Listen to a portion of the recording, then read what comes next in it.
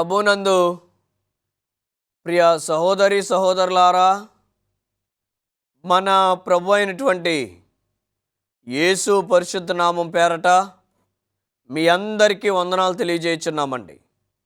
మీలో ప్రతి ఒక్కరిని ఈ హోప్ టీవీ ఇండియా ఛానల్కు ప్రేమతో ఆహ్వానించుచున్నామండి. ప్రార్థన చేసుకుందాం.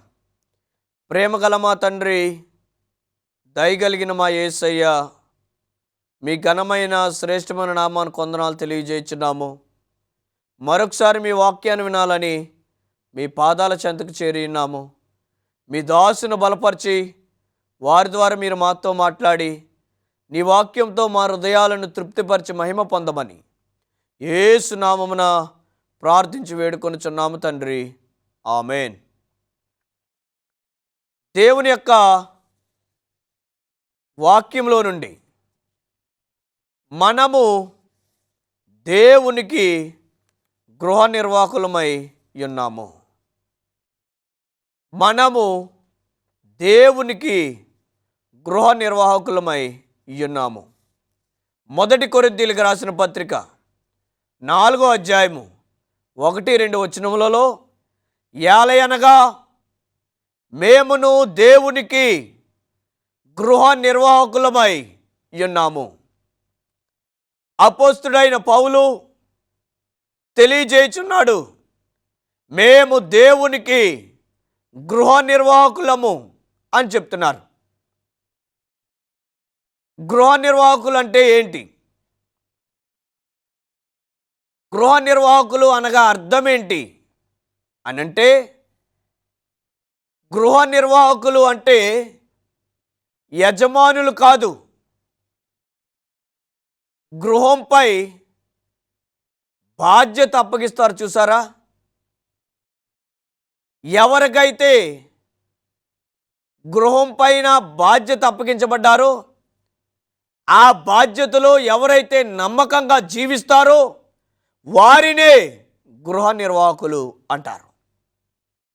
వారికి ఇవ్వబడిన బాధ్యతను బట్టి, వారికి ఇవ్వబడిన ఆ యొక్క పనిని బట్టి, ఆ పనిలో నమ్మకంగా ఉండటమే గృహ నిర్వాహకత్వం. ఈ యొక్క గృహ నిర్వాహకత్వంలో మనము ఎలా జీవించగలుగుతున్నాము? దేవుడు మనకి వేటిపైన మనలను గృహ నిర్వాహకులుగా ఉంచారు? వేటిపైన మనలను ఆయన గృహ నిర్వాహకులుగా నియమించారు? అదేంటి పాస్టర్ గారు, మేము గృహ నిర్వాహకులమేంటి? మాకు పెద్ద పెద్ద ఇల్లులు ఉన్నాయి, చాలా పెద్ద పెద్ద గృహాలు ఉన్నాయి, మాకు పొలాలు ఉన్నాయి, మేము యజమానులము, మేము గృహ నిర్వాహకులమేంటి అని అడగొచ్చు. గవర్నమెంట్ వారు మీకు పట్టా ఇచ్చినా, ఈ భూమంతా మీది అని అన్నా, మనము దేవునికి గృహ నిర్వాహకులమే. ఎందుకంటే ఈ సమస్తానికి ఆయనే యజమానుడు.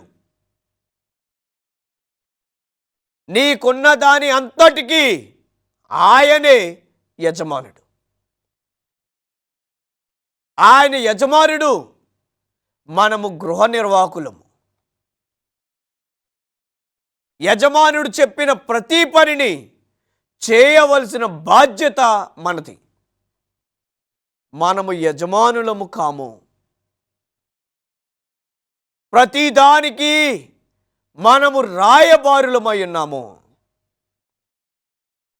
నీకున్న ఆస్తికే కావచ్చు, ఆస్తి నీదని రిజిస్ట్రేషన్ ఉండొచ్చు, కానీ నీవు యజమానుడు కాదు. God is the owner. దేవుడే యజమానుడు. పరిశుద్ధ గ్రంథంలో ఒక ఆయన ఉన్నారు, చూద్దాం. చూడండి, హెబ్రీయులకు రాసిన పత్రిక 3వ అధ్యాయము 2వ వచనంలో మోషే దేవుని ఇల్లంతటిలో నమ్మకమైన వాడు. చూసారా, మోషే దేవుని ఇల్లంతటిలో నమ్మకమైన వాడు. దేవుడు మోషేకి ఏమైతే ఆజ్ఞాపించాడో సమస్తాన్ని ఆయన చేశాడు. మంచి గృహ నిర్వాహకునిగా ఆయన పేరు పొందాడు. నమ్మకంగా జీవించాడు. నమ్మకత్వాన్ని ప్రదర్శించాడు. యోసేపు అంటాడు కదా, ఈ బాధ్యత నాకు ఇచ్చాడు, కానీ దీనికి నేను యజమానుని కాదు. ఆ రాజే దీనికి యజమానుడు. కేవలం నేను గృహ నిర్వాహకుని మాత్రమే అంటున్నాడు యోసేపు. పోతిఫర్ భార్య అడిగినప్పుడు, నేను దీనికి యజమానుని కాదు, కేవలము బాధ్యత గల వ్యక్తిని మాత్రమే. మనము అంతే ప్రియ స్నేహితులారా, మనము యజమానులము కాము. మనం ఎవరమంటే గృహ నిర్వాహకులమై ఉన్నాము.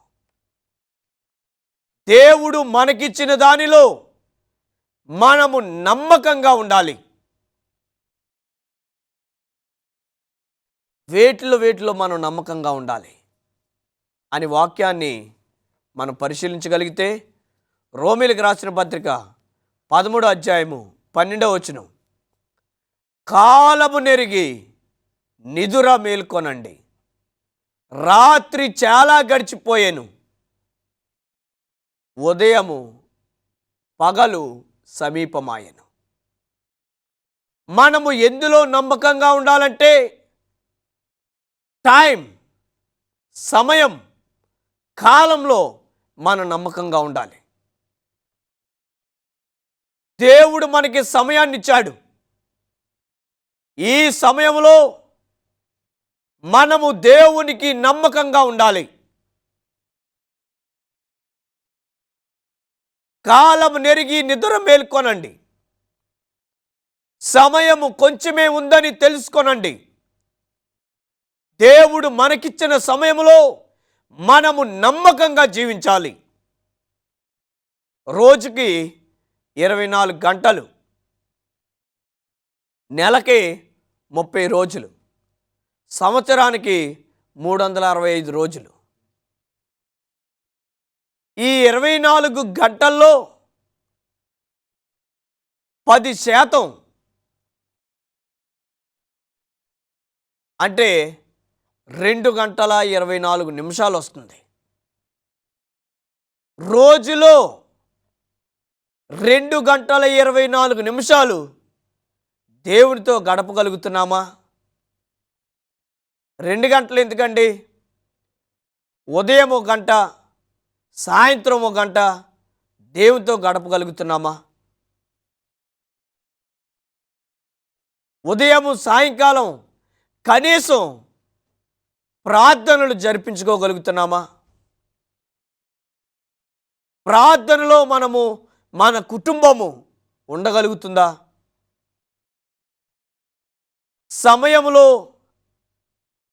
సమయం విషయంలో మనం దేవునికి లెక్క అప్పగించాలి. మనము లెక్క అప్పగించే వారిగా ఉన్నాము. సమయం విషయంలో దేవునికి లెక్క చెప్పాలి. నీకు 70 సంవత్సరాలు ఉన్నాయా?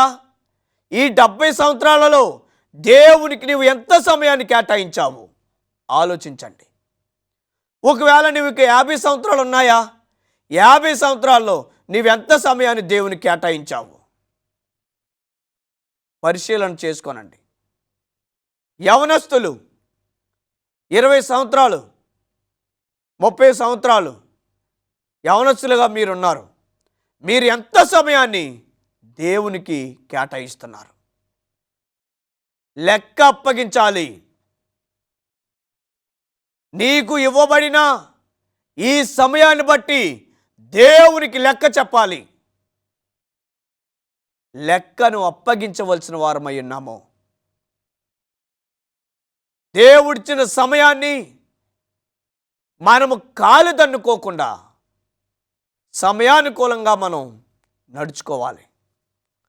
లూకా సువార్త 10:2 కోతెంత విస్తారము, పనివారు కొద్దివారు మాత్రమే ఉన్నారు.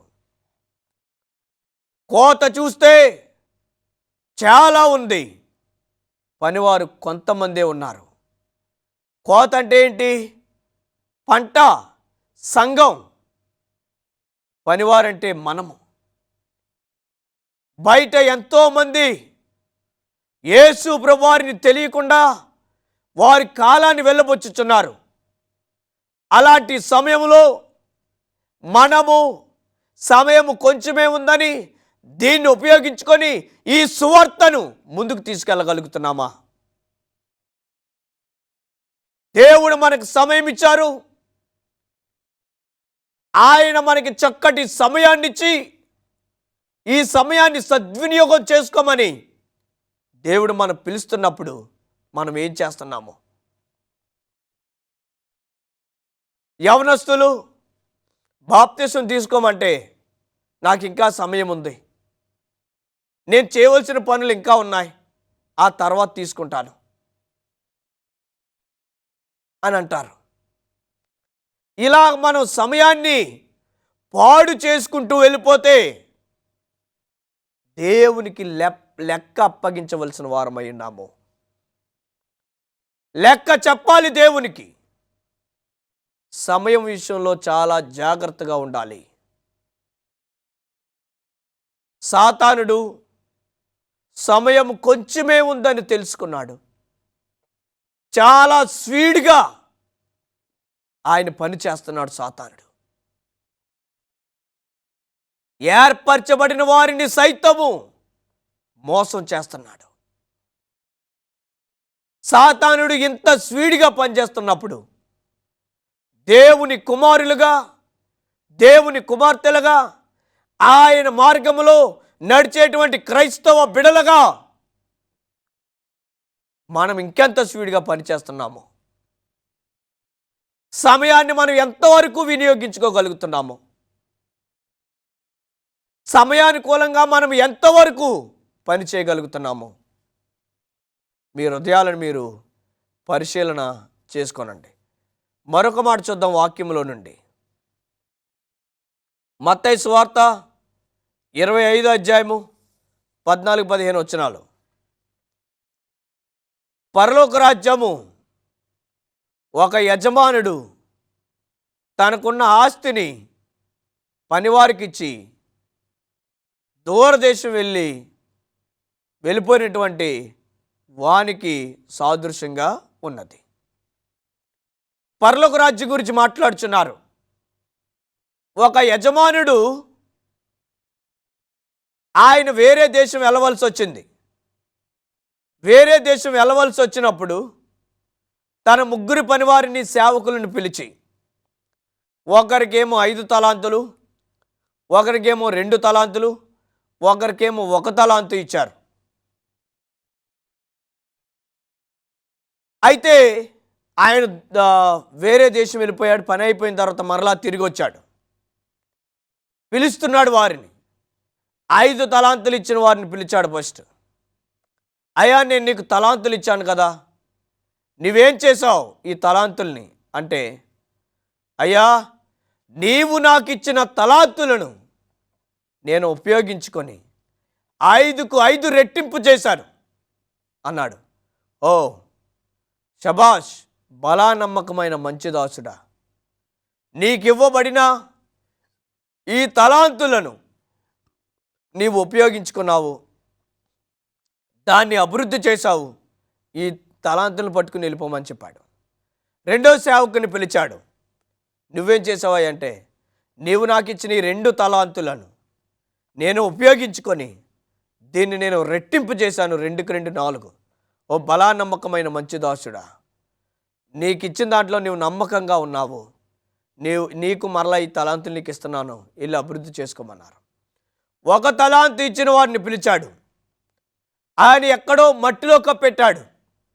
దాన్ని త్రవ్వి తీసుకొచ్చాడు. ఏది నీకు ఒక తలాంతు ఇచ్చాను, ఇదిగోనయ్యా, నీవు నాకు ఇచ్చిన తలాంతు ఇదిగో, ఒకటే ఇచ్చావు, నువ్వు ఇత్తన చోట కోయిన వాడవు కనుక మళ్ళీ ఏమైపోతుందో అని నేను దీన్ని దాచిపెట్టానయ్యా అన్నప్పుడు, చెడ్డ దాసుడా, నీకు ఒకటే ఇచ్చాను, కనీసం ఇది వ్యాపారం చేసినా ఉపయోగపడి ఇది అభివృద్ధి అవును కదా, ఎందుకు ఇలా చేసావు చెడ్డదాసుడా అని చెప్పాడు. ప్రియ సహోదరి సహోదరులారా, రెండవ మాట ఏంటంటే తలాంతుల విషయంలో నువ్వు నమ్మకంగా ఉండాలి. తలాంతుల విషయంలో నీవు దేవునికి లెక్క అప్పచెప్పాలి. నీకు ఇవ్వబడిన తలాంతులు నీవు వాడుతున్నావా? పాటలు పాడే తలాంతు నీకుందా? పాటలు పాడండి.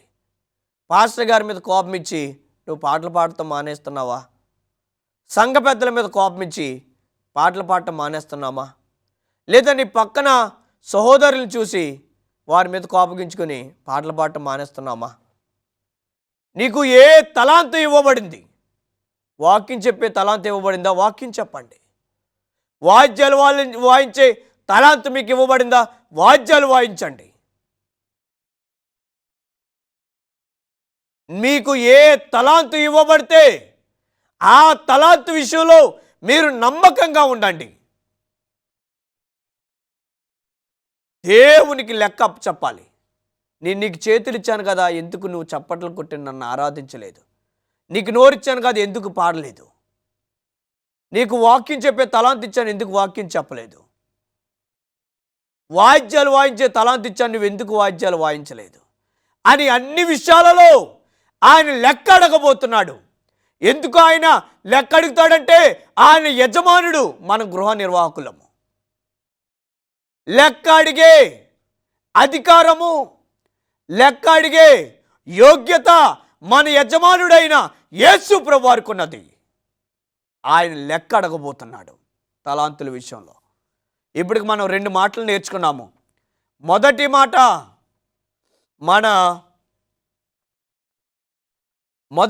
మనం నేర్చుకున్నాము, దేవుని ఇంటిలో గృహ నిర్వాహకులుగా జీవిస్తున్న మనము సమయం విషయంలో నమ్మకంగా ఉండాలి, లెక్క అప్పగించాలి. తలాంతుల విషయంలో ఆయనకి లెక్క అప్పగించాలి, తలాంతుల విషయంలో నమ్మకంగా ఉండాలి. మూడో మాట చూద్దాం. లేవి కాండము 27వ అధ్యాయము 30-31 వచనాలు. భూధాన్యములోనేమి వృక్ష ఫలాల్లోనేమి అన్నింటిలోనూ నాకు 10వ భాగము ఇవ్వవలెను. మూడవది, 10వ భాగముల విషయంలో నమ్మకంగా ఉండాలి. 10వ భాగం అనేది దేవుని యొక్క సొమ్ము. అందుకే 31వ వచనంలో రాశారు, 10వ భాగము అది నా సొత్తు, నా సొమ్ము, అది నీవు దేవుని మందిరంలోనికి తీసుకుని రావాలెను. 10వ భాగం అనేది దేవుని యొక్క సొమ్మది. 10వ భాగముల విషయంలో ఆయన మనలను లెక్క అడగబోతున్నాడు. 10వ భాగముల విషయంలో మనం నమ్మకంగా జీవించాలి.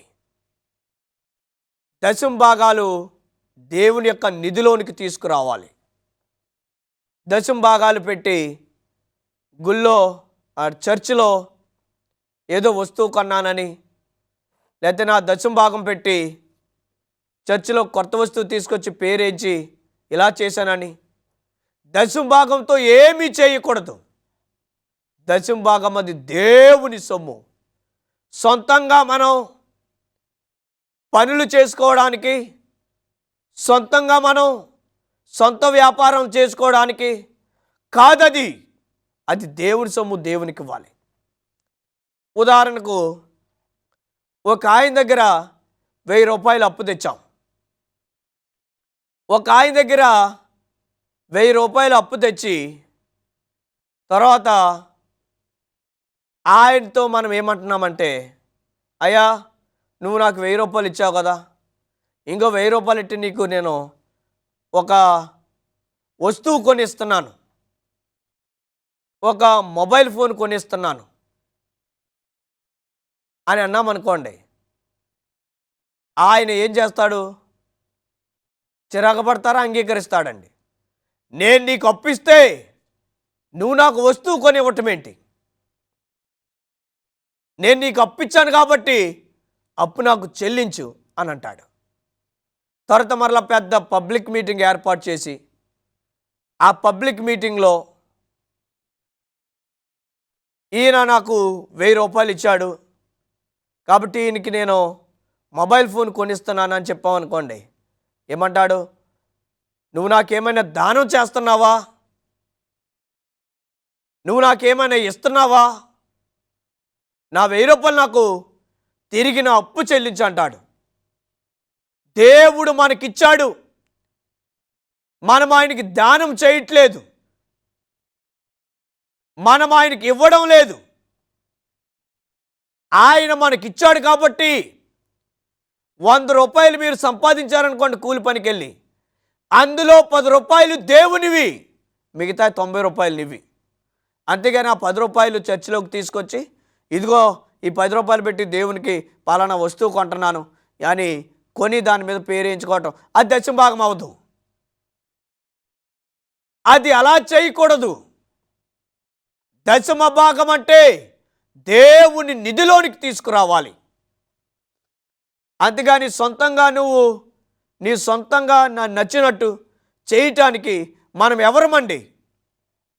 దేవుని యొక్క దశమ భాగాలను మనం సొంతంగా చేసుకోవడానికి, సొంత పనులు చేసుకోవడానికి మనం ఎవరం? దాని మీద దశమ భాగం మీద మనం అధికారులమా? కాదు, మనము గృహ నిర్వాహకులము. నమ్మకంగా ఉండాలి, దేవునికి లెక్క అప్పగించాలి. తర్వాత మాట చూద్దాం, చూడండి. 1 కొరింథీయులకు రాసిన పత్రిక 4:19 నీ దేహము దేవుని యొక్క ఆలయము, నీ దేహము దేవుని యొక్క ఆలయము, ఈ మందిరాన్ని మీరు పాడు చేయొద్దు. 4వది, శరీర విషయంలో మనం నమ్మకంగా ఉండాలి. మన దేహము విషయంలో దేవునికి లెక్క అప్పగించాలి. ఈ దేహము దేవుడు ఏర్పాటు చేశారు, ఈ దేహాన్ని ఆయన మనకిచ్చారు కాబట్టి ఈ దేహాన్ని మనం పాడు చేయకూడదు, ఈ దేహాన్ని మనం నాశనం చేయకూడదు. మత్తు పదార్థాలతో, వ్యభిచారంతో, దొంగతనంతో, నరహత్యలతో ఈ మందిరాన్ని, ఈ దేహాన్ని, మన శరీరాన్ని పాడు చేయకూడదు. దేహం విషయంలో మనం దేవునికి లెక్క అప్పగించాలి, నమ్మకంగా మనం జీవించాలి. కాబట్టి ప్రియ సహోదరి సహోదరులారా, దేవుడు యజమానుడు, మనం గృహ నిర్వాహకులము. ఎందులో మనం నమ్మకంగా ఉండాలో మనం నేర్చుకున్నాము. మొట్టమొదటి మాట, సమయము, కాలము, సమయ విషయంలో మనం దేవునికి లెక్క అప్పగించాలి, అందులో నమ్మకంగా ఉండాలి. రెండవది మాట మనం నేర్చుకున్నాము, దేవుడు మనకిచ్చిన తలాంతుల విషయంలో నమ్మకంగా ఉండాలి. మూడవది దశమ భాగాల విషయంలో నమ్మకంగా ఉండాలి, దేవునికి లెక్క అప్పగించాలి. 4వదిగా మన శరీర విషయంలో నమ్మకంగా ఉండి దేవునికి లెక్క అప్పగించాలి. దేవుడి మాటలు దీవించును గాక. ఆమేన్. ప్రార్థన. ప్రేమ గల మా తండ్రి, దయగలిగిన మా యేసయ్య, మీ దాసుని బలపరిచి మీరు మాతో మాట్లాడారు. విన్న వాక్యాన్ని నీరు కట్టి ప్రతిఫలింపు చేయండి. మంచి నేలను పడిన విత్తనం వలె 30 వంతులుగా, 60 వంతులుగా, 100 వంతులుగా ఫలింపు దయచేయమని వాక్యము ఎవరైతే వీక్షించుచున్నారో వారందరి జీవితంలో వాక్యాన్ని ప్రతిఫలింపు చేయమని, మీ యొక్క దీవెనలు, ఆశీర్వాదములు మాపై మెండుగా కుమ్మరించమని, ప్రార్థన ఆలకించి ప్రార్థన ప్రతిఫలం దయచేయమని యేసు నామమున ప్రార్థించి వేడుకొనుచున్నాము తండ్రి. ఆమేన్. దేవుడు మిమ్ములను దీవించి ఆశీర్వదించునుగాక. ఆమేన్.